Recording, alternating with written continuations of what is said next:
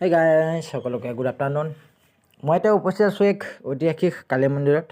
এই হৈছে কলিকতা বুকুত থকা দক্ষিণেশ্বৰ কালী মন্দিৰ। আৰু এইপিনে চাওকচোন ধুনীয়া পৰিৱেশ নহয়নে? চাৰিওফালে সেউজীয়া গছ গছনি, ফুলনি। আৰু সৌ দেখিছেনে, এইটো এটা ধুনীয়া জিৰণি কোঠা। আৰু এয়া মন্দিৰ দেখিছে, ইয়াত ষ্টুডেণ্টবোৰ আজি আহিছে, বহুত ভাল পাইছে, সিহঁতক লৈ আনিছে মেডামবোৰে। এইটো হ'ল গণেশ আৰু কৃষ্ণৰ মন্দিৰ দেখুৱাইছোঁ। আৰু এইপিনে আছে আমাৰ বজৰংবলী, আৰু মুখ্য মন্দিৰত আছে মা কালী। আৰু এইপিনে এটা ধুনীয়া জিৰণি কোঠা মানে কোঠা বুলি ক'ব নোৱাৰে, একদম মন্দিৰৰ নিচিনা। তাত আপুনি বহিব পাৰিব, জিৰণি ল'ব পাৰিব। আৰু এইপিনে আজি একদম স্কুলৰ ষ্টুডেণ্টবোৰ বহুত ভৰি পৰিছে।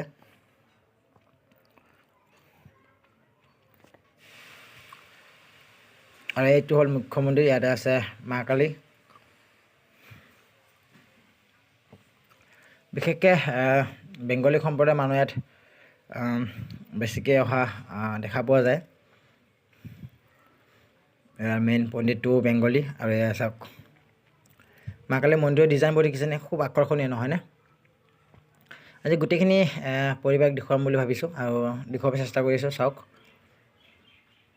সকলোৱে আহিব দক্ষিণেশ্বৰ কালী মন্দিৰ। এয়া আছে ৱেষ্ট বেংগলৰ কলিকতাত।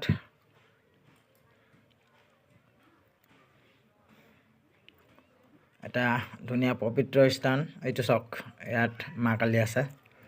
আৰু মই এতিয়া ওপৰলৈ যাম, চিৰিলৈ যাম, যাই পিনে এয়া বাহিৰৰ পৰিৱেশটো। এখন চিৰিৰে যাব লাগিব। তো গাইজ বলক ভিতৰলৈ যাওঁ। ইপিনে উঠি পিনে আপুনি ইপিনে নামিব পাৰিব। চাওক, ইপিনে নামাৰ এটা ধুনীয়া চিৰি আছে আকৌ এইফালে। আৰু ইপিনে যাব লাগিব মুখ্য দুৱাৰে। আকৌ মোৰ লগৰজন ইয়াত বহি আছে। এয়া হৈছে মা কালী মন্দিৰ। ইয়াত আছে গণেশ, আমাৰ বজৰংবলী, মানে কাষত আপুনি দেখিব পাৰিব মাৰ ভোলে বাবাও আছে ইয়াত।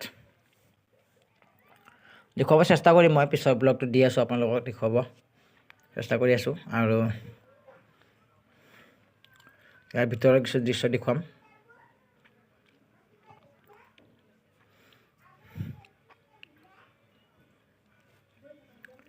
গৈ আছোঁ ভিতৰলৈ।